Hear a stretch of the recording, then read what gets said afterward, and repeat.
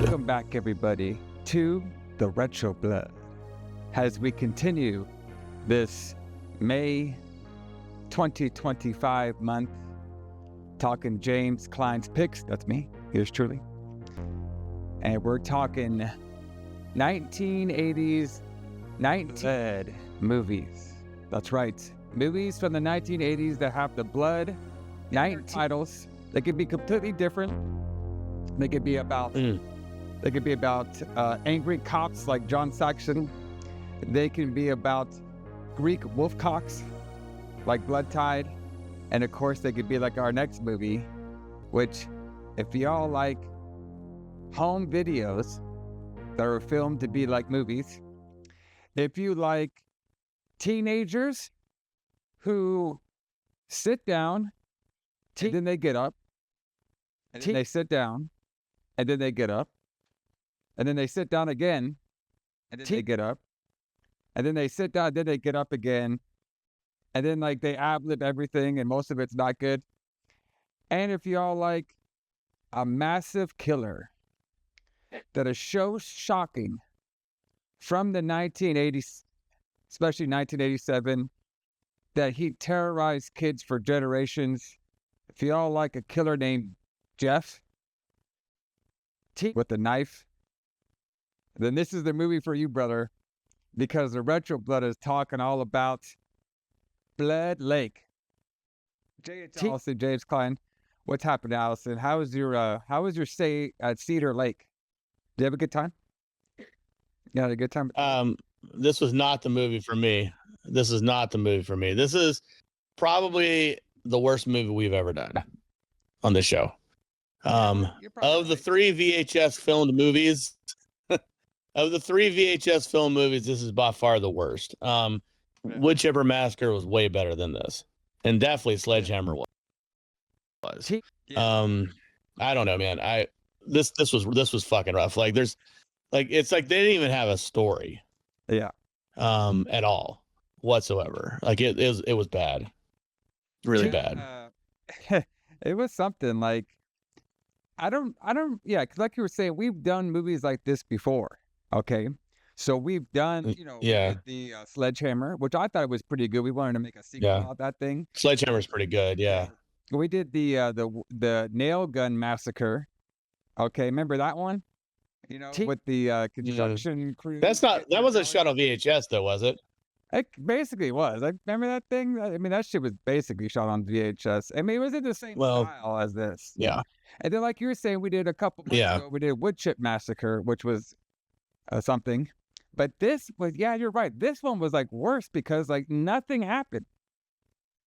Like all it was. Nothing happened. Teenagers ad-libbing stupid shit. We had some young, super tan teenager kid saying sexual jokes to this little girl. All right, we had Jeff, the killer, stalking people. I did like it when they called him 40 years old, like he was some sort of ancient dinosaur. Okay. But yeah, like there just wasn't a whole lot in this movie. I would say this is definitely I would say it won't be in the Retro Blood's normal rotation. Okay. No, I will never watch this movie again, no matter what happens. Yeah. It was bad. But yeah, like this one, I thought I was doing some good picks over here. You know what I mean? I was. I had a. You were honest. Yeah, you're good. You're doing good for a minute. Yeah, I had the great John Saxon in there. Yeah, it was a good flick. Jones, Darth Vader trying to get some white pussy. Also a good flick. Yeah. Yeah, but this one, boy, and like what's something about this film too, which is very interesting. I bet you this film probably did like shit. Like people, okay, there's two things when I watched this that I thought about. Number one was this movie was obviously, I don't know, I didn't find anything about it getting released in theaters at all. So it's definitely a direct-to-video. And this one is one of those, like, it's kind of like a I Gotcha film in the 80s because it had a really cool poster. You know what I mean? The poster is basically the killer on there with the knife and everything, looking tough and stuff. And it's like, okay, shit, a Blood Lake and stuff. I like Friday the 13th. You know what I mean? I like the burning and stuff. I like those camp killer movies. So I'm gonna rent this one, and they're just like, oh fuck, this shit sucks. It's kind of it was It's kind of like those articles, you know what I mean? Nowadays, when you click on them on the internet, you're like, okay, let me find out something news, and it's just a bunch of ads and shit, and it's all like nothing. Yeah, like a clickbait article. It's like a clickbait movie poster. Yeah. Yeah. It's like, fuck. It was terrible.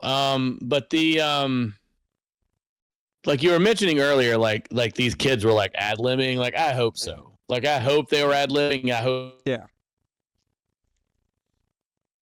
They were. Hope this was not a written. This guy picking the people that he had for this. I know this kid, so and he can remember lines or whatever, so he speaks loud, so we're gonna put him in the movie. But it was, I don't know, like I don't even know if there was a lot of effort put into it. Like I read somewhere that the budget for the $6,000, and I really don't know where that money went unless that's how much the Trans Am cost. Yeah. That's pretty much what it was. No idea what this was. And then renting out that boat. Yeah. You know what I mean? So, the boat. The fucking boat, brother. I mean, not the boat. But yeah, we'll talk all about it. There was one really good scene, like the shooting. All right. We'll get there. All right, we'll get there. Yeah, all right. We'll talk all about it and stuff when it comes to some of the who booked this shit and then the review and stuff. But this one was, like I said, like out of the ones we've done, like, me and Alison, we like the VHS style, you know what I mean? The home video style or whatever. You know what I mean? Like the cheaper film, but you're trying to make your art and stuff. But like this one, I just feel like was really lazy, basically.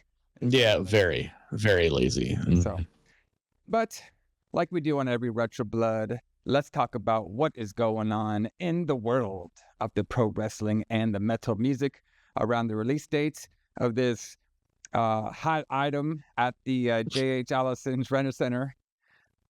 Jesus Christ. Alison, this item is so hot that we can't keep it on the shelves, okay? No. Because we don't even have a release date. It just shows up, okay? Yeah, that's how these things happen. Yeah, the movie just shows up, right? And it's gone the next day because it's so hot. So this one didn't really have a release date that we could find it all. So we're just going to be doing January of 1987, okay, on here. And I guess I'll go first because, might as well. It's my stuff. We'll see what's happening. So I did find a little bit of pro wrestling. We've talked about this month a lot before in the past. Pretty fun month for this one. There was a January 3rd, 1987 Saturday night's main event that happened at the Civic Center in Hartford, Connecticut, around the supposed release dates of Blood Lake. So you can watch on your Saturday. You just imagine your Saturday night like this. You can go watch the Great Old Saturday Night's main event, and then afterwards you just pop in that fucking Blood Lake to the VHS, and brother, you got a great night ahead of you. Oh yeah, I swear you won't fall asleep at all. Oh no.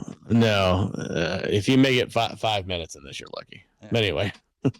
All right, so a couple matches that we had on here were pretty fun. We had the Blackjack Mulligan defeated Jimmy Jack Funk.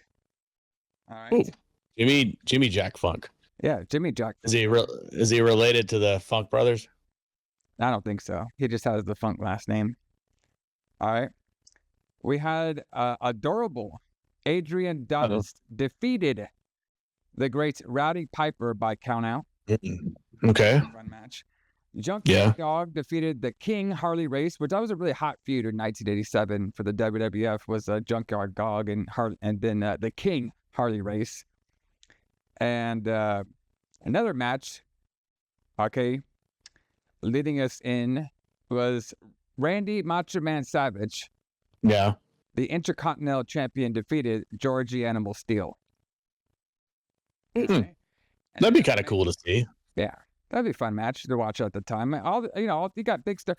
Saturday night's main event is usually pretty good. You know what I mean? They always put like pretty good matches on Saturday night's main event. So you're going to get a good card, especially the 80s versions of 1980 for Saturday night's main event.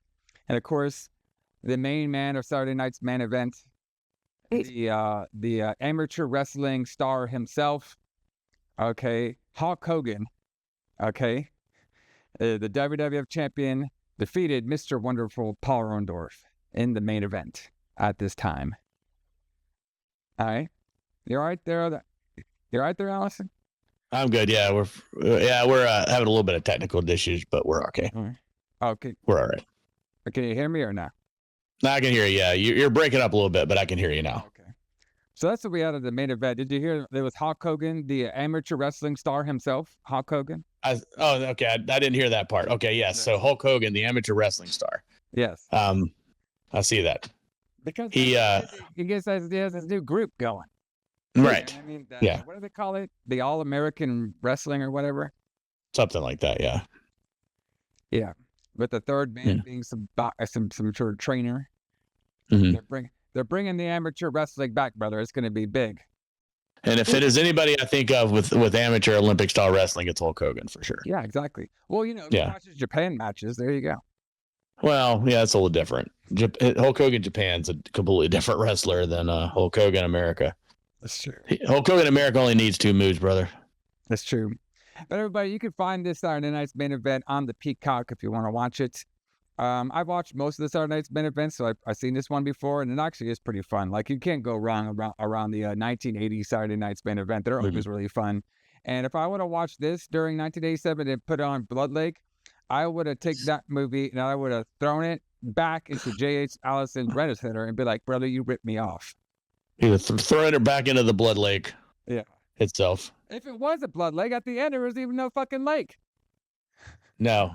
I don't even, we'll talk about that when we get there. I'm not even sure what that's supposed to mean. Like I wanted to back it up and rewatch part of it to find out why that happened, but I couldn't bear to do that. So I just thought I'd ask you at the end, but apparently you don't get it either. So, okay. Well, fair enough. I might have a theory. Okay. Okay. We'll hear your theory at the end. I'm sure it's more interesting in this movie. I might have an Austin theory at the end. So. Oh, that was terrible, but okay. Your Austin theory. Yes, I love your bad wrestling jokes. All right, Alison, we got going on. All right, so this is going to be kind of short and sweet, much like this movie.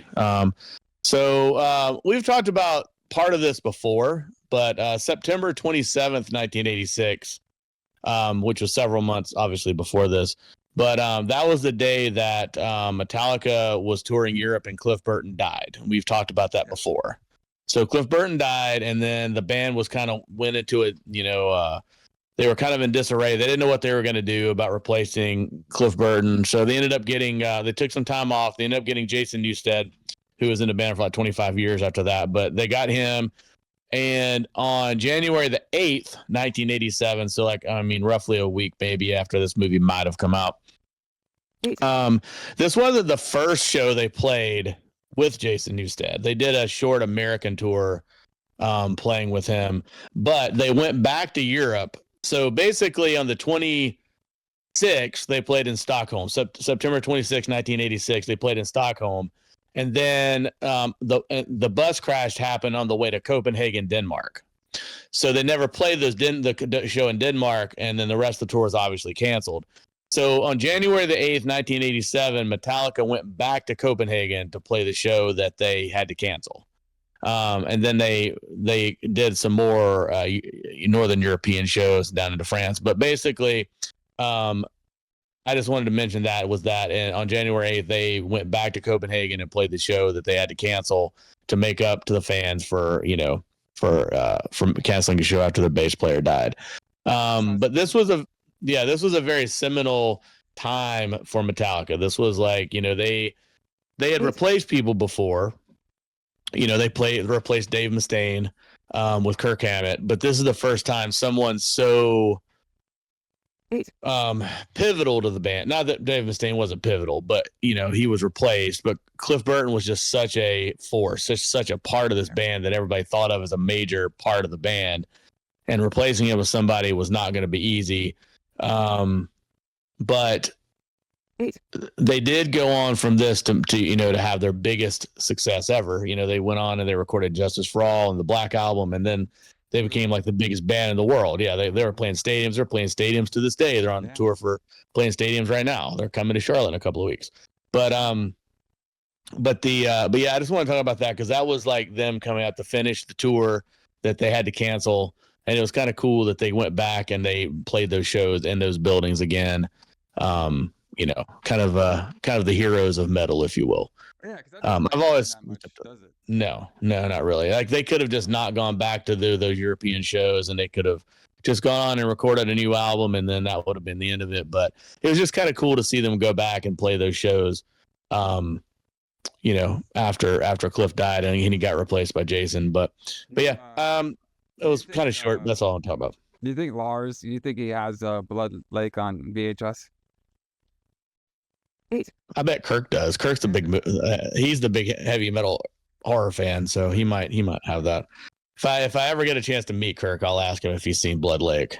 You know what I also want to ask to see if they've seen Blood Lake is he's also big into the rock and roll, the heavy metal, is Rob Zombie.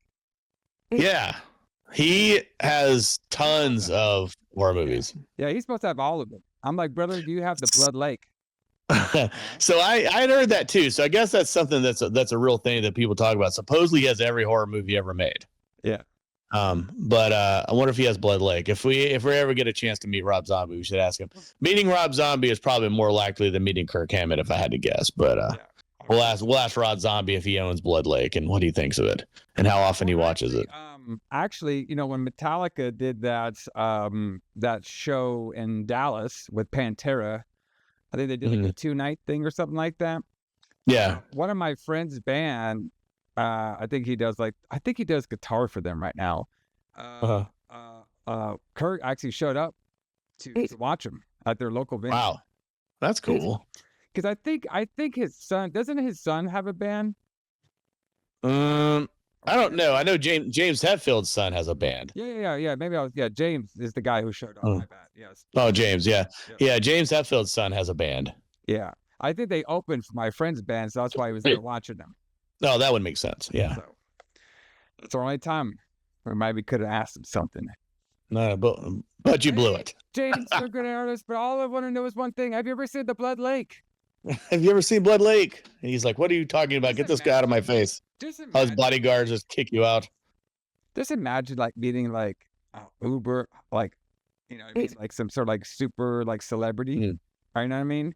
And they like horror movies, and you ask them, of all the things you could ask them at all, you're going to ask them, have you seen the Blood Lake? Right. It's like, who the fuck? That's just a waste of a question. They would look at you like, why did you even bring that up?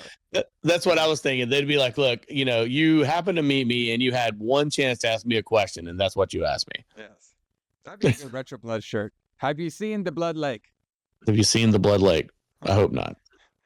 Speaking of seeing this movie, there's not a whole lot about it. Like, they don't even have a Wikipedia page or some. Nope. Here. So we did find a couple things that we'll talk about. So let's talk about who booked this shit, brother. Who booked this shit. Let's talk about who booked this shit. Okay. So basically, we have Tim Boggs. All right. How do you say his last name? Boggs? It's Boogs or Boggs or something like that. Yeah. We'll go with Tim Boggs.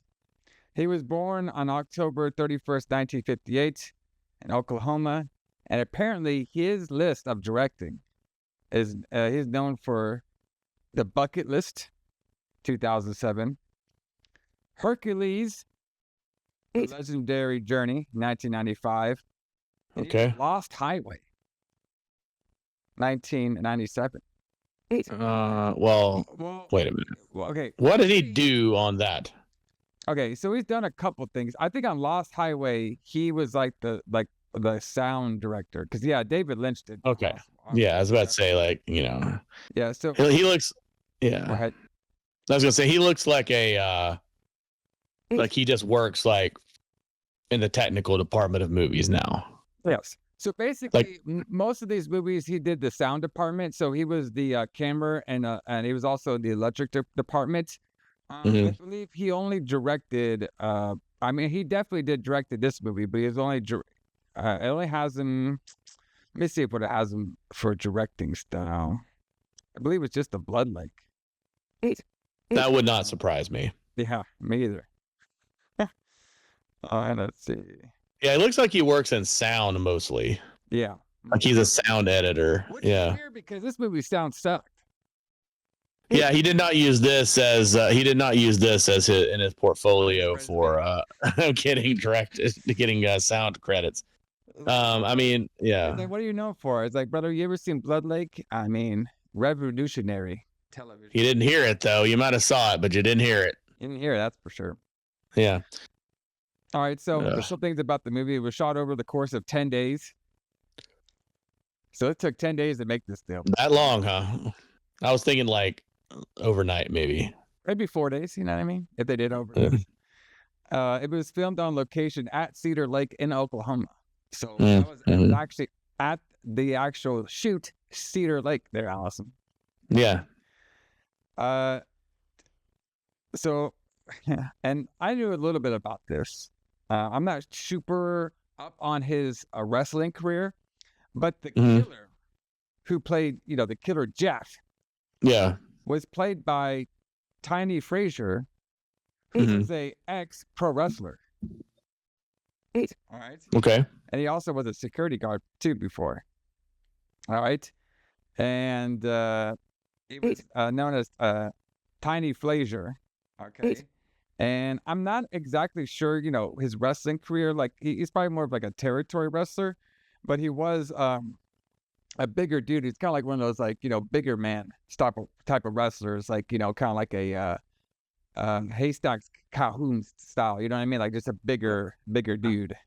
Oh yeah, I could tell that by looking at him. And I think he was prominent in the Oklahoma scene as well too.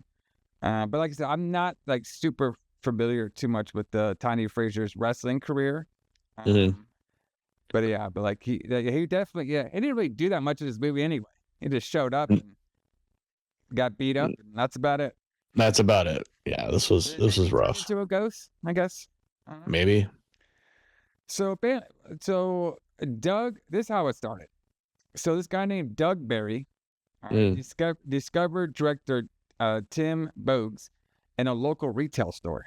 It doesn't say what retail store, but we found him in a I think we found him at J.H. Allison's Rent Center. That's where we found him. Maybe I would not employ this guy after seeing this movie. Never. Oh, come on, brother. You know what I mean? It had its moments. We had kids and they got up out of the chair and they wandered around and, you know what I mean? There you go. The sound for this film was done with a single shotgun microphone, which you could definitely tell because I couldn't understand half the shits they were saying. Writer Doug Berry is the one who wrote it. Yeah, and he also plays Mike. Yeah, he plays Mike on here. He named various characters out there as best friends. Oh shit. Director Tim Boggs encouraged the cast to paraphrase the dialogue into their own words, which, hey, I can't knock that because I've done that with my own movies before too. You know what I mean? Fuck a script runner. Just go in there and how would you really feel and start talking. Hey. Yeah, wrestling promo style. That's how it should be done. That's how wrestling promo should be done anyway. Exactly. But yeah, just go in there, get a couple bullet points, and just make it. Yeah, just go. Like obviously in a bigger Hollywood, or like a well-structured movie, obviously you need like a script and stuff. But if you're doing a movie like this, I mean, and especially since it's so like, it's supposed to be like kids at a lake and stuff. You could have them ad-lib and stuff here and there. You don't have to like every line that they're saying. No, why would we do that? Why would we have a script? So apparently, our boy Timmy, the Bloodlight guy, apparently supposedly he quit 2 jobs to make this piece of shit. Can you do that? Oh, that sounds like a terrible decision. But I can't hate the guy because his film, you know what I mean? Like, it probably helped him get a career in movie making, so he got to work in sound and stuff, and work on some good movies like Lost Highway and stuff. So, well, that's true. It probably did help his career out, get some experience doing this, and he could say now that his movie is on Tubi, so suckers like us can go watch it. Yeah, and do a show on it. And talk about this thing. And break down all the great dialogue and detail that this movie provides us, Alice. I know. It's fantastic. This is so good. This is a gem, a hidden gem. You guys need to know what these kids are doing and why they're there. But I will give them credit though. This movie did have a great soundtrack. Like those 80s, like that 80s rock songs they were playing, I was digging those a lot. I figured you would. I figured you would be. But to me, it sounded like, oh, my friend's in a hair metal band. Let's put his music in my movie. Yeah. And I have done that before. So I'm not No. Free music. All right. So now Travis Kistler lived down the street from writer Doug Barry. Okay. So Travis over here. All right. He was one of the actors on Blood Lake. I believe he was Brian. I believe he was there. Okay. So a couple other things about the good old Blood Lake.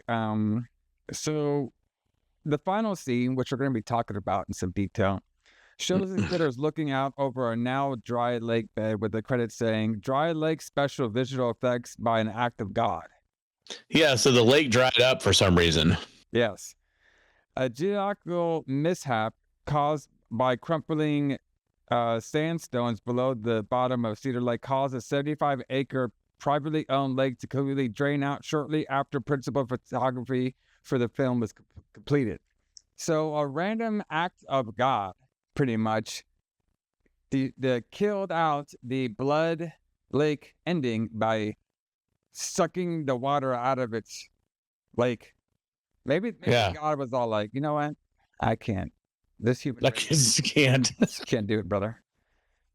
This horrible acting and this shit. I just can't. I've got to end this now. What was up with that fucking little kid, man? And why was he so tan? Why was that little kid so tan compared to everybody else? Well, I don't know.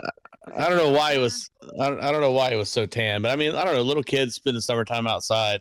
When was this filmed in this? I guess this was filmed in the summertime because they're like jet skiing or skiing behind the boat and stuff. So who knows? Who knows? Kids spend a lot of time outside and they get tan.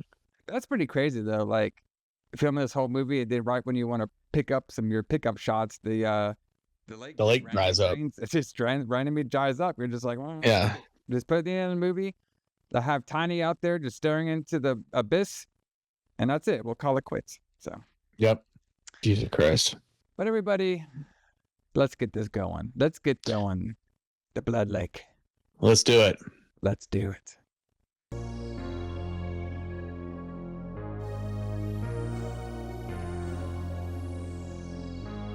All right, so we start off the good old Blood Lake VHS looking style movie, kind of like Sledgehammer was, like Wood Chipper Massacre was, like Nail Gun Massacre was. You know, we've seen these styles before. You know what I mean? Me and Alison, we don't hate on these style movies, but you know. No. We didn't know what we were in store for until we start getting into the weeds of this movie. All right.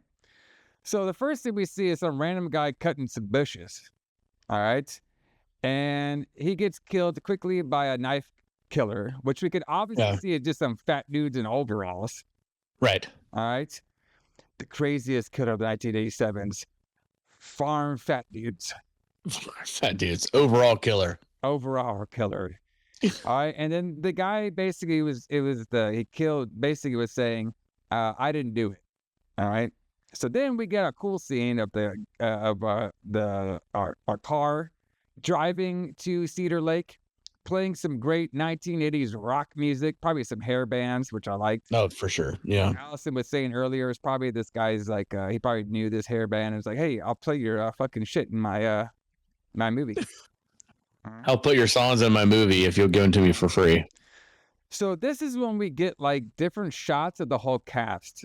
Like we would see, like, first we see the main character and his brother. All right. And then they would go to the to Brian and Kim. They basically would just do like different shots. Like they would do like shot here, cut it, shot here, this thing, cut it, and then shot here, go. And it's funny too because every time they would like show the shot, you could tell like the actors were like this. They were like waiting for their cue. And they're like, right. It's like it's almost like they did exactly what you just said they did, but instead of just like shooting them trying to be in character, they were shooting only the scenes where they were in character, right? So he was like, he would point a camera at them and say, okay, 3, 2, 1, action. And then they would just all of a sudden jump into action. But like, right. It was one of those things where like they didn't cut it in time. So right. Like, that's kind of what I meant. Yeah. Instead of having the person already in action, they'd be like, oh yeah, now I'm supposed to go. right. Like it was just edited bad, right? Like he should have cut it after they started moving. Yeah. It was hilarious. Even I know that, and I'm not even a filmmaker. There you go. All right, so we get different. So now the now basically we see the sign that says Cedar Lake. All right, it's up in there in the Oklahomas. All right, so I said in my notes the kids arrived to a southern blood beach house. All right, I put in my notes too that little brother's super tan. Yeah, right? And then when they go inside to their house, I believe it's Mike. It was the main guy character made some penis jokes about his penis being a pretzel. Yes, funny. So we basically have the cast over here, okay, which we barely got any of their fucking names throughout the whole show. All right, so we have Mike, the main skinny guy who's going to be the hero of our story, even though he looked like $1.50. Yeah, also the guy who wrote the movie. Oh, there you go. But I like that, though. So he put himself over? Yeah, he put himself over, for sure. He made himself the hero. That's true. I like it. I like that, though. You know what I mean? When it's your shit, brother, you can put yourself over. And he gets a squeeze, this was her beach house, okay? Becky, all right, our southern girl for the evening. We have Mike's friend Brian and his hot squeeze Kim, okay? And then we have Mike's little brother Tony, the super tan, awkward haired one. Yeah. And we have his squeeze, which is going to be the youngster Susan. So that's our crew over here for this evening. All right. So they're all in the house and stuff. And Becky wonders, why is there some food in here in this house that's not expired? We haven't been here since Memorial Day weekend. All this food should be not in here, first of all. And if it was, it's supposed to be expired, but it's not. And then go ahead. Are they there on Labor Day weekend then? I guess. Because I mean, like they were there Memorial Day, and it's still summertime, so I'm guessing it's Labor Day weekend now. Yeah. Because she makes it seem like it's been a long time, and that would be May to September, I'm guessing. Yeah. Not that I expect anything in this movie to make sense, but that's the sense I got out of it. You know, you know what I mean? You got to find the good old. This is definitely the vacation house. All right, that we got over here. So now, like Mike goes and he wants to check out the shed. Okay, so he wants to make sure the shed, there's nothing in the shed, and then every time he goes near the shed, that we got some creepy music goes on. Yeah. Okay. Yeah. So now all the kids are going by the lake. They start floating around and stuff. Now we have Becky, all right, and the kids. That's what I meant to say. The Becky and the kids are going by the lake, okay? And they walk up to the little pier part of the lake. They see a body hanging out from the lake. They all start freaking out. Becky's going, Mike, Mike, Mike, Mike. Like, what the fuck's that Mike guy gonna do? $1.50, motherfucker gonna get his ass whipped. But then again, he wrote the story, so he's be Superman. Right. But it was just Mike's friend Brian playing around, brother. All right, this is all playing around. Okay. Yes. Sorry. All right, so now we have Mike and his brother, and his friend go on the boat. All right, and then they all start making jokes about drinking, and we hear that Tony, Mike's brother, he's like a potty mouth guy. He's like, oh yeah, don't worry about me, guys. I'll be banging that Susan by the time this movie's done. Oh yeah. All right, and then like the kids were like, oh, you got such a potty mouth and stuff, all this shit. And I was just like, bro, that kid was just like, he has heat with me. That tan kid, brother. If I find him on the street, I'm gonna give him a piece of my mind. All right. Yeah, he was super obnoxious. So then they get it back from their boat trip. Mm. Nothing happens in this movie at all. Like literally Nope. nothing. So they get back from the boat trip now. They see a fisherman over there, and then they start making jokes of like fishermen, and they start laughing. They start cracking themselves up. So like, hey fisherman, hey fishy, Hilarious. It's like, brother. At least this Mike guy, at least he wrote his characters to be annoying. So I give him that. Yeah, hopefully that's on purpose because they are fucking annoying. I hated everyone in this movie. Yeah, I do too. God, like nobody was likable. No. So Mike now meets after they're done with the boat, they go to Becky and Kim, and they are meeting these two guys. I think I have their real names, but I called them Beavis and Butthead. Good enough.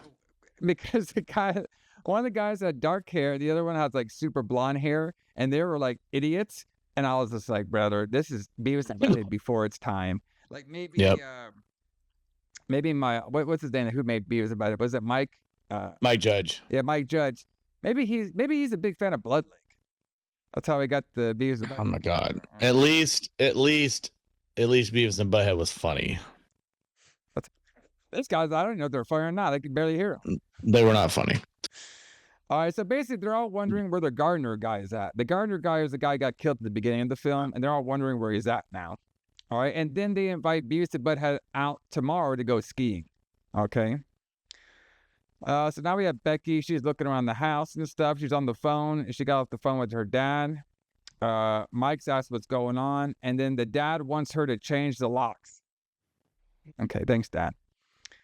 All right, so now it's nighttime. Mike goes back outside, and then he looks at the shed again, but from a very long view. All right. Yes. And then a very long view. Long view. Then guess what?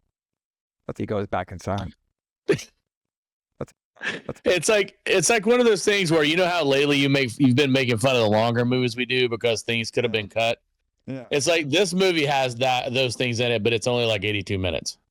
Yeah, but this movie would have literally been 15 or 20 minutes long if it only had plot in it. Oh, I guess. Maybe. But you know the best part about this movie too? It's like everything is like a scene. Like in a play, you know? Yeah. What I mean? Mike goes outside, he stares at a shed. Mike goes back inside. End of scene. End of scene. Yeah. Like it doesn't flow. You know what I mean? There's nothing. There's no editing to it. Like he just shot a bunch of scenes and then put them together with his VHS editor. So if y'all, I don't got any beer with me because I went hard last week. Talk about grief. We got beer? Okay, good. I got beer. Yeah. Crazy on this one. But I was going crazy on that fucking Greek cock last night. Last week. All right. Yeah. All right. Hey, that painting, man, I've still got it in my brain. That's great. All right. But that's anyway, a new T-shirt. But anyway, that's true. Yeah. Put myself in a hole in that. All right. So basically, if y'all want to drink like Alison right now, all right, and sound drunk like me, every time I say kids around the table or kids get up, I mean, you might as well drink. Okay? Yep. Because we have the kids around the table right now. All right. So Mike is now talking with Brian and stuff. All right. And then they're all like warning Susie about Tony because they all say Tony is a perv. Okay. We actually have Kim, the actual hot blonde. Okay. Yeah. Yeah. And asks like, hey, Tony, what is this thing? And they look at the thing on the wall. And the thing on the wall is some sort of like witch looking face. And when you touch it, it squirts water at you. So they all start laughing. Okay. So. Wow. So now they sit around again. You guys can drink. Mike's, Brian, all right, smokes a little bit. Okay. And Tony is like, hey, don't worry about me. I'm going to drink this beer and I got me a sex partner tonight. They basically let Tony drink. Like he was complaining about that on the boat. He wanted to drink. Now he's drinking, and he has a sex partner named Susie. Okay. Yeah, and they're like, what are they, like 12? Like 12, 13 or something. Yes, something like that. Yeah. Am I watching this shit? All right. So now Mike tells the Becky about there's like, you know, they tells her like, hey, let's go smoke. So they start smoking. Okay.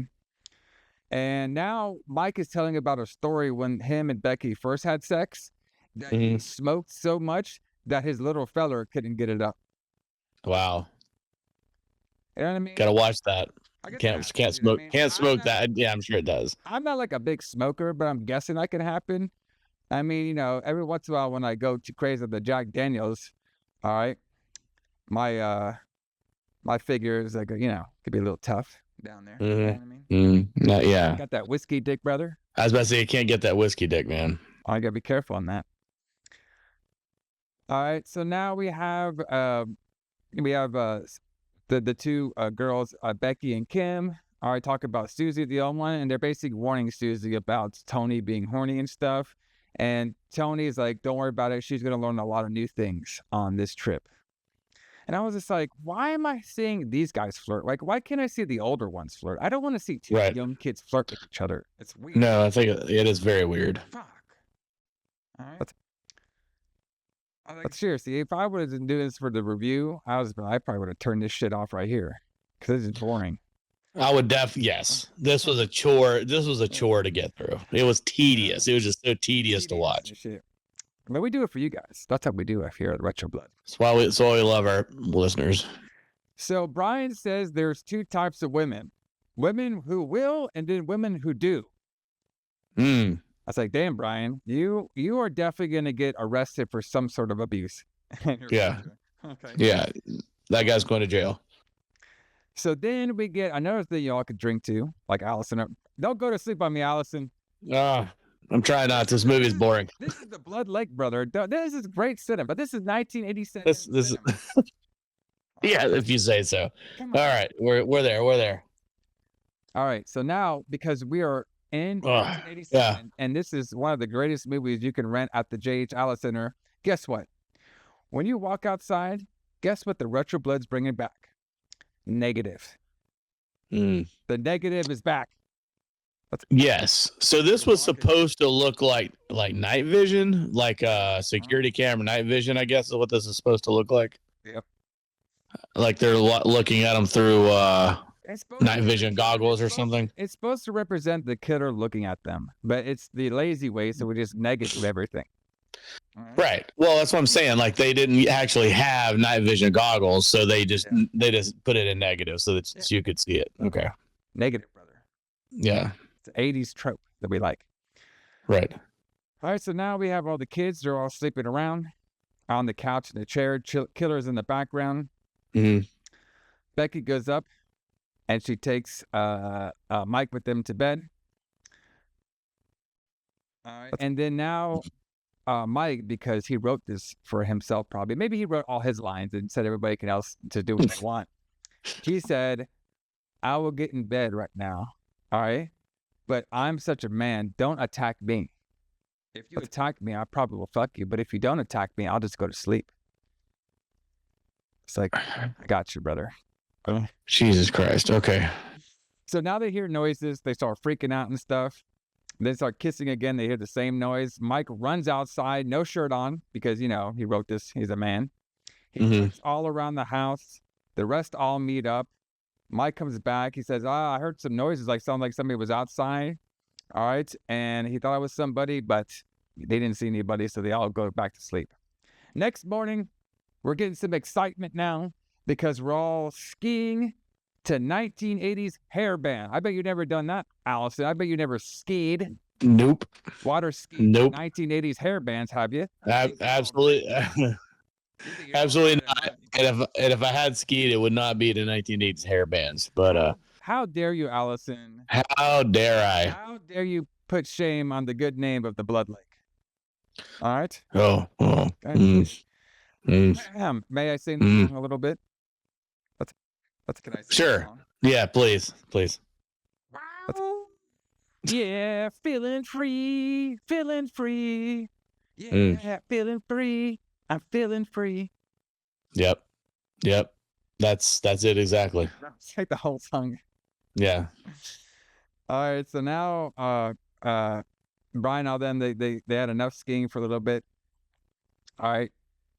Tony calls them the F word that I can't say on this program. Mike said that Mike is trying to act civilized today. All right. Mm-hmm. They're all going back. They meet the other two, the Beavis and Butthead. All right. And Brian and Kim leave. Okay. So this was a weird scene. So they're all were skiing, right? Right. They totally just left Beavis and Butthead out. Like they said, like, hey, Beavis and Butthead, why don't you come ski with us? Right. And then they start skiing without them. And then they got bored, and then they came back. They dropped off Kim and Brian, and then they picked up Beavis and Butthead. And this would have been a perfect scene to show maybe the killer starts killing, Brian and Kim. No, yeah. They just go back to skiing. Now we're skiing with Beavis and Butthead. Huh? This makes me think that they shot this on 2 different days. Yeah. And one of the days, Beavis and Butthead couldn't make it, so they just shot scenes without them. Yeah. And then they had to do pickup shots to put them into the next scene. Okay. So now that's what I'm thinking. So now we got more skiing, living free. Yeah. Feeling free, living free. Yeah. Same song. Yeah. You know, that makes me want to water ski right now, Alison. Does it? You should do that. The Blood Lake has taught me a lot of stuff. You should go water ski right this very second. So Tony now wants Susan to learn to ski. All right. And she's not really like into it, but she agrees to do it. They start making some jokes. And then, of course, Susan, she's about to do it because she keeps falling. But then she now feels like there's a snake on her, so she starts freaking out, so they get her back on the boat. Okay. All right. And then I wrote my notes. Apparently, Beavis and Butthead can't handle snakes. And none of this has anything to do with the plot of this movie. Bro, nothing. Like nothing. Yeah. They're living free, brother. That's what they're doing. They are living free. And then Brian and Kim, which we could have showed some scenes of them maybe getting stalked by the killer or something. No, they just come back just fine. And then now they all eat lunch. Like, what am I watching? I feel like I'm watching home movies right now. Yeah, it's literally I'm watching somebody's vacation trip and shoot life. That's what I feel like I'm watching. Yeah, it's literally a home movie. That's what I wrote in my notes. Like, they all get lunch, the whole crew, and I feel like this is like some sort of home movies of some sort of like vacation with a bunch of kids that I don't care about. Okay? So the kids eat lunch and they all want to go skiing again. I'm like, please no. Can we move on with the story, brother? Can we please move on? Huh? I'm like, fuck. No. And then we're gonna have another 20 minutes skiing scene. I want to live free. I want to keep leaving. Okay. I want to just keep leaving. Just no. Just no. Just no. So now Beavis and Butthead leave, okay, and then they see the chef. All right, and they're like, hey, they're like together they might be 200 pounds, and they're talking maybe to a 300-pound former wrestler guy. Hey, leave. The killer gets scared and he runs away. I'm like, you got to be fucking kidding me. And then they said, and I was laughing up this one, those two little skinny dorks were like, we're going to kick your ass. No, you're not. I swear. If anybody even watched this piece of shit, these guys were like the 1987 Beavis and Butthead. Because they're literally acting like them. Like, we're going to kick your ass. I was like, oh my God. So guess what? The crew sit around a table. They're sitting around a table. They're sitting around and smoking and drinking. Yeah. And they're playing quarters. Brother, okay, I could not stand the scene. Brother, this fucking scene with them playing quarters, I felt like 30 minutes of the fucking movie. Bro, I don't really do this in a lot of films, but we're watching this thing. And I was like, everybody is getting a turn, flicking their fucking quarters into the thing. I skipped it. I was like, I skipped it. Oh, you cheated. I was like, fucking 5 minutes of this shit. I was like, you got to be fucking kidding me. It's 5 minutes of them flicking quarters into a cup? Like, what are we doing? Well, we're nearly an hour into the movie at this point, I think. I'm pretty sure the water skiing scene is nearly an hour into the movie. Nobody has died yet. They're not even getting stopped. Like nothing's going on. This is like home movies you would take that you show your family when you're like old as fuck and you have kids. Oh, look what we did as teenagers at this grandma's house or some shit. It's almost like they just shot a bunch of home movies from their trip, and then they're like, let's edit this into a horror movie and add a few more scenes to it. Yeah. So now they basically, when they're playing quarters, they all make Becky drink. Okay.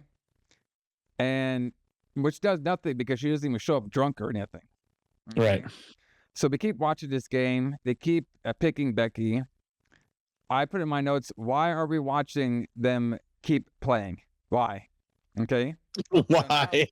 So Becky drinks the whole beer, and she drinks one beer and she can't handle it anymore. Yeah, because she's a kid. I can't have any. Yeah, because she can't handle her alcohol, I guess. All right. So now I guess Mike and Becca get bored, so they leave. Brian and Kim leave, and then we have Beers and Buttheads. They're smoking, and then they leave. All right. And then I'm like, okay, we're finally gonna do something. You know what fucking happens after they were sitting around the table? They still sit around a table somewhere. Brother, let me tell you something. They made us watch that fucking quarters game for like an hour. And they got up and they fucking sat on the couch. I'm like, can we do something here? Can we please do something in this fucking movie? They're sitting around. It's so bad. You're right. That's literally the entire movie. Is like they'll sit at a table and do something, and they'll get up and then they'll go sit somewhere else. I mean that's what real people do. But that's the point you're making. Real people do. This is a horror movie. Show me some entertainment. Entertain me. There's no entertainment in this. Like that's why I'm saying it's just so tedious to watch.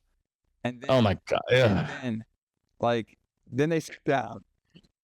And I'm like, fuck, what's going on? And then Beavis and Butthead are like, oh, wait a minute. We forgot to tell you something. There was some fat dude around your fucking house looking around. It's like, oh, yeah? He's like, yeah. Yeah, he looked kind of like older. He looked like he was 40 years old. I'm like, you got to be fucking kidding me, brother. I know this is 1987, but 40 years old is not that old. Okay?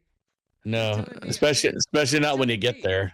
That I am more like Jeff than these fucking assholes? Probably. Godly. It's, yeah. They said he's 200 pounds, and they said, like, don't worry about it. We scared him off, though. Like, you fucking idiots. Fucking. All right. So now Mike wants to catch the fucking bitch guy. Butthead said, don't worry about it. He won't be back. We scared him. All right, you fucking asshole. So they both leave. All right. And Becky and Mike are confused. All right. And they ask Tony, all right. And then Tony's like, oh, don't worry about it. Everything's all good and everything. All right. And Susan also says, like, you know, they also ask, like, hey, Susan, how are you liking Tony? And says, well, Tony, he's all talk, he's no action. Like, why are we watching these kids flirt with each other? Like, can we drop this shit? I don't care. So then we're back outside. We get more negative. All right? Yeah. I'm just going to start putting negative in all of our fucking reviews. Maybe I should do this right now. We should just do a whole show. Like, the whole show is just in negative. Yeah. All right. Fuck. So the negative watches Mike outside. All right. And guess what? Mike and Becky, they went from sitting inside. Okay. Mike and Becky went from sitting in a table to getting up and sitting down on the couch to getting up and going outside and then sitting down. I mean, fuck. It's riveting. Just do something. Okay? Just at least have somebody get killed. Something. God, fucking. Now they're outside. They're all staring at the stars. All right. Now we have Beavis and Butthead by themselves. They call both the girls hot. They want to fuck both those girls. I mean, like, no, yeah, you're gonna be fucking anything. Okay. No. In your life. You're probably gonna grow up with some fucking fat girl in a trailer. Okay, that's what you guys are gonna do.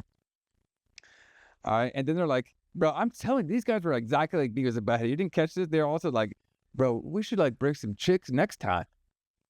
No, I mean, that kind of thing is definitely exactly what Beavis and Butthead was based on. They look like them too, because one of them, like, they look like them. Like, I would have had, if Beavis and Butthead was around in the 80s, these guys would have been a perfect cast for them, though. I would have given them that. Okay? So then the killer walks up. Finally, we get some fucking action. All right? They ask him what his deal is. So one of them, I think it was Beavis. It was the one with the dark hair. Or no, there's the one with the blonde hair. jumps into the water and gets away, but the one that's butthead, he gets caught, and then the killer just drowns his ass. So the killer, who was walking around with some butcher knife, doesn't even use the knife to kill the guy. He just drowns him. Fucking kidding me, man. We only have so much money for blood effects on this movie. We have to use them all at the end. Yeah. All right. So now, after drowning him, the killer brings him up. Then he stabs him now. So now we actually see some blood in Blood Lake. We finally get some blood on the Blood Lake, which is a blood shirt. Okay. Finally. All right. And then I guess he cut him in half, I guess. I have no idea. All right. And then he leaves, and now Chuck, a.k.a. Beavis, is dead. All right. So we got the other. So now we have, Butthead is dead. Okay. Butthead is dead, yes. Chuck, who is Beavis, gets out of the water, goes on land, and apparently our killer, Jeff, he went to school with Michael Myers. He went to the Michael Myers Academy of Transportating. Right.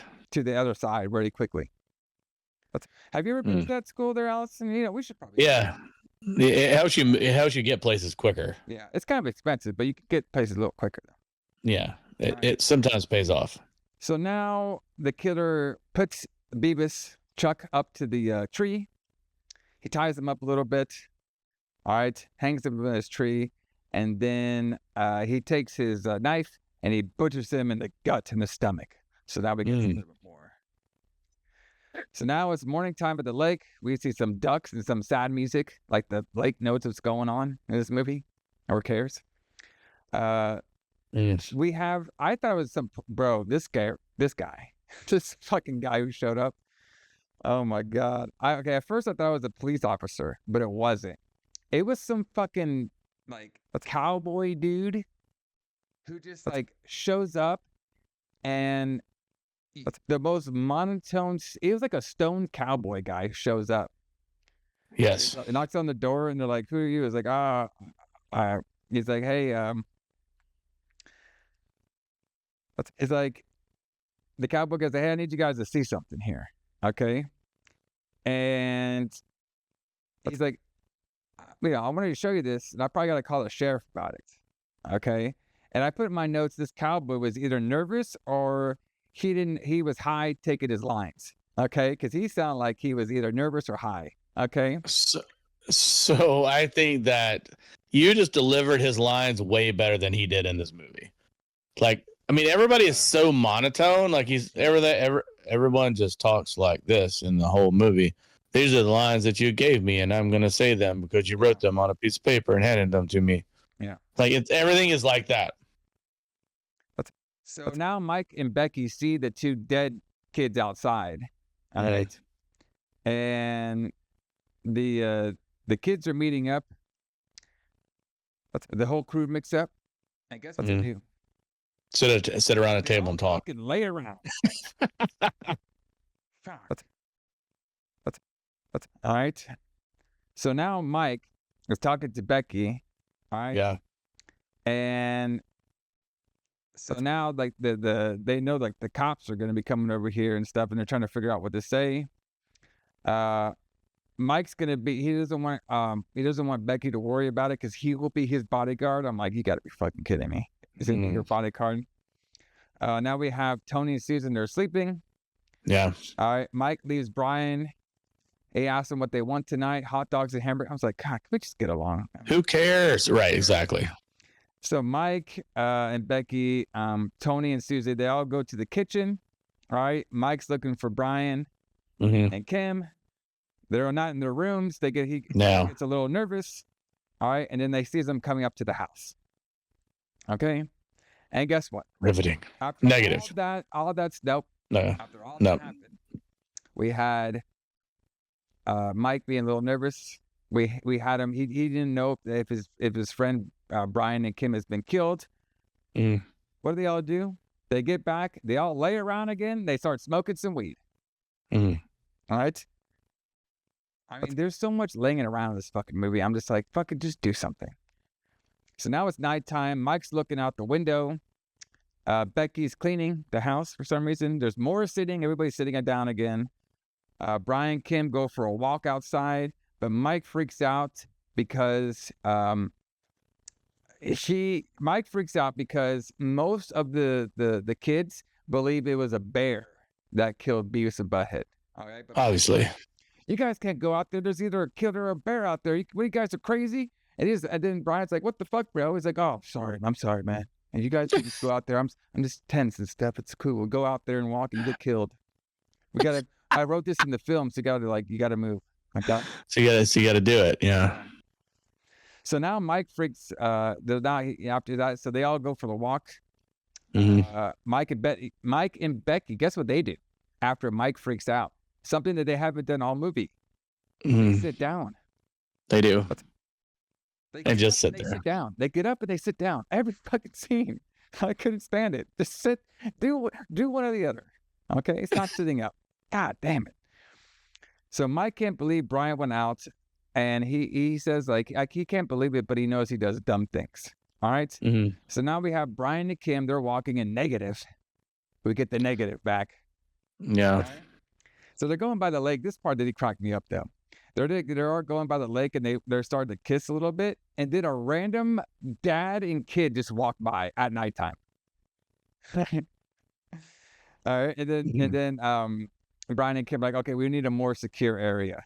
Okay, so Brian, because he's trying to get laid, takes her on the boat. All right, and then we get a whole scene of him driving the boat to some secure area with love-making music on the background. Okay. Love making music. You put in my notes that they just ride around, waste time. All right. They start kissing on the boat. I did put a great song when it was in the background, though. I did like the song. They stop near some ducks because you can't fornicate unless you're near ducks. It's a rule. Yeah. I did. And they follow that rule strictly in this movie. So our boy Brian is finally about to get some ass, and then we have Michael Myers, the cock. Oh, sorry, not Michael Myers. I'm sorry. It was his classmate Jeff shows up and cuts his throat. Yeah. So boy Brian's dead. We see a little quick throat cutting. All right. And then right after that we cut. And then Mike. Guess what? Mike and Becky. They're sitting around again. Because no we kidding. have to have them sitting at every fucking scene or getting. And then now Mike's like, "Oh, it's been too long. I'm gonna go look for him." So Mike's now walking in negative. All right. Maybe that's the problem. Maybe the negative is the true heel. That's going on over here, and the true bad guy is the negative. Potentially. So we see the dad and that kid again that were just randomly there. He asks them like, "Hey, have you guys seen some two of my friends out there?" And then, like, no joke, in the most southern voice I've ever heard, like, "Yeah, I heard them. They're making all kinds of noise out here, brother." It's like, wow. Like, nobody was making noise at all. Like, what the hell are you talking about? All right. So now he's like, "Yeah, they probably went over there and they took the boat." All right. And then Mike's like, "Oh, they took the boat? Shit." So now we're back inside. Guess what? Everyone It's just sitting around. Sitting around, brother. You guys drunk yet? Because I'd be fucked up if I had beer right now. I'm basically out of beer at this point. All right, so now they hear a noise. Becky checks. Mike swims all the way to the boat. Okay, that's how discreet. The place was so discreet that he couldn't walk on land like the killer did. He had to swim towards the land. I saw that. Okay? Yeah. Because it's the boat that Jeff killed him, the boat was near land. It was near land and some ducks. Yeah. Why did the killer take his own boat? Did he show up there like Michael Myers and disappeared out of nowhere? We have no idea. He just teleported to land, but we have to see Mike swim to shore because we have to have a scene with him swimming. Maybe Jeff the killer, maybe he has cornbread magical southern powers that we don't know. Maybe. They're out there. Except they're in Oklahoma, which is not really the South, but yeah. It's close enough, man. I guess. It's close to Arkansas. There you go. So now she sees the killer. Because now he's there. The killer's now here. Yeah. So now Mike gets on board. All right. And everything is like in total darkness right now. Becky now takes all the kids and runs upstairs. And then while she runs upstairs, I guess they haven't been upstairs the whole movie. She goes into a room, and now the dead gardener's body is in that room. So they didn't check all the rooms when they got there. They just so happened. Apparently not. Right now. Yeah. So now the killer, all right. Yeah. The killer comes into the room, all right, and Susie is the one that kind of gets away, all right, and then she hides from the killer. And the killer comes and he grabs Tony, all right, and then this is when Mike gets out the water because we're having a bunch of cut scenes right now. Becky says, quit. Can I do that right? That's exactly right. All right, killer shows her the knife. Mm-hmm. Susie tells Mike what's happening because she ran into Mike after she escaped. All right. Becky's asking him, why are you doing this? And the killer's like, because you're daddy. So we actually get some plot. We do have a plot. We have an actual reason this happened. Shit, it's because I couldn't believe the reason. Yeah, I couldn't believe the reason, but at least we got a reason. So she stabs Becky. So he actually stabs Becky in the stomach, and that actually surprised me. So I was actually pretty surprised about that scene, but he didn't go all the way. So now Mike comes, and this is my notes on here. Mm-hmm. Mike now shows. By the way, they're all in the shed right now. That shed, like after the killer broke into the room and Susie escaped. The killer took Becky and he took Tony to the shed, the evil shed that we couldn't go into. All right. So after the killer stabs Jeff, the killer stabs Becky in the stomach. This is when Mike, the superhero, probably about 125 pounds, maybe against a 300-pound man. He is in his bathing shirt off. He actually kicks this guy's ass. Because it was booked that way. Exactly. So Mike overpowers him and smashes his head into the wall, takes the knife, and then stabs him in the back. I'm like, you got to be fucking kidding me, brother. Okay? You're going to make me believe that your fucking skinny ass is going to, like, hurt this dude at all. Okay. No. So then that fucking stone cowboy from earlier walks in. He's all like this. Let me see if I can do him. Let's pretend I got a cowboy hat on. All right? What happened? I'm acting. What happened? Bro, I probably did it better than he did. Yeah, I was about to say, you delivered that way better than he did. It's like, what the fuck did you do? This shit was fucking terrible. Oh my God. He's probably just down the street. He's probably just some dude they found. All right. And then, like, so he comes in there, right? All right. And apparently the stone cowboy knew who this guy was. Because he's all like, hey, you guys know who that guy is?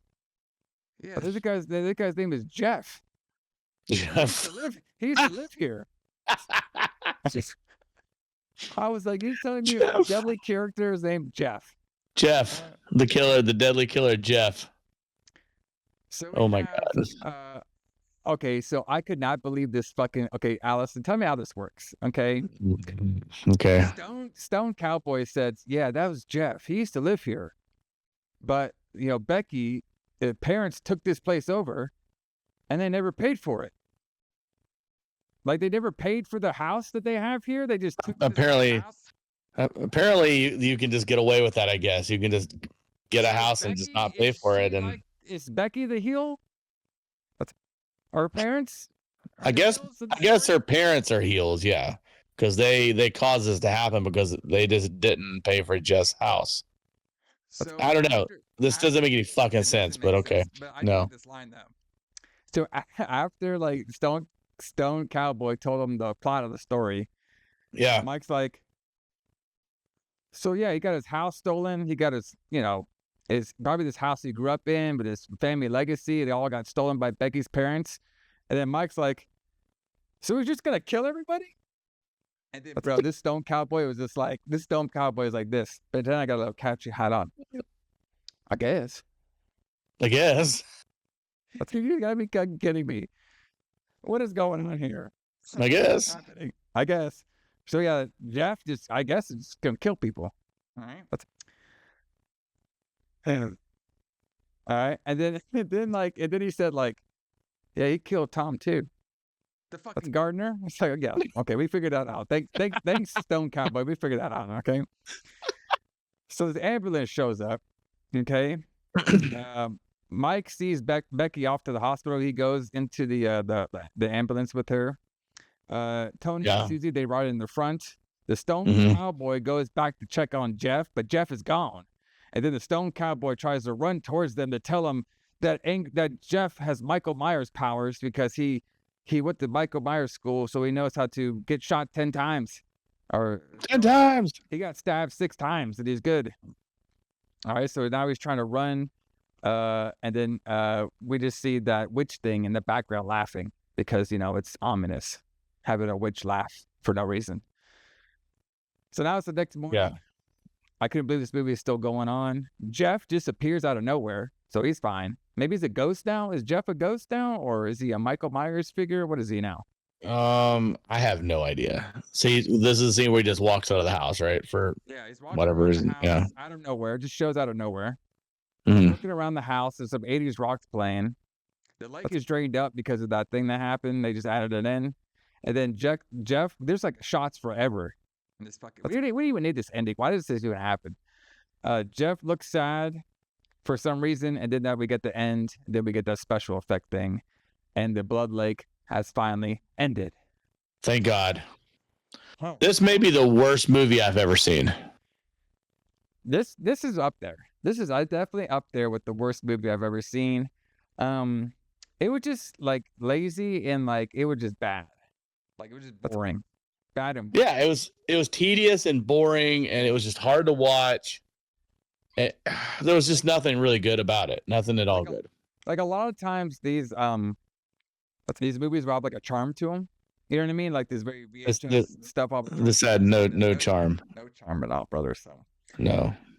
But everybody, thanks for joining us here on the Retro Blood with the very miss. Sometimes it happens, you know what I mean? Sometimes we do miss, but we still show up here. We still talk about it. We still have fun.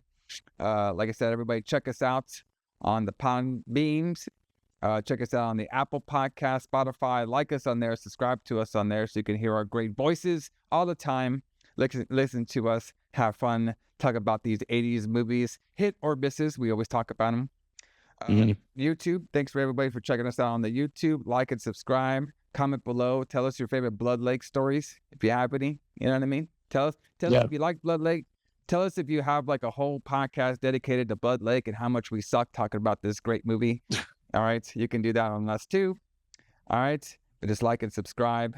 But we will be back here next week as James Kline's movie reviews are coming to an end. Yeah. But we are going to be doing the one I've been waiting to do for a long, long time. And it's got to be better than this. It will be better than this, I guess. I've never seen it before, but it will be better than this because we're coming back and talking Blood Diner. Yes. So we're finally. This is a classic. We're out of the lakes. All right. We're out of the beaches. We're out of the islands. And we're just going to eat some stuff because we got to go to that local diner. It's going to be great. And we're going to have something to eat after we got out of the lake. Yep. But Alison, what Metallica song are we going to play for all of our podcast listeners? Oh, let's go out of here with the classic Master of Puppets track, Damage Incorporated. Damage Incorporated. Check it all out, everybody. Because, boy, this movie should have been damaged on the way up to the printing screen. All right? It should have been damaged. Watching my eyes are damaged. I feel damaged. I feel damaged watching too much negative. I feel damaged trying to figure out why this plot even happened in this movie in the first place. But, everyone, J.H. Alison, James Kline, we'll see you here next week for the Blood Diner. See you guys.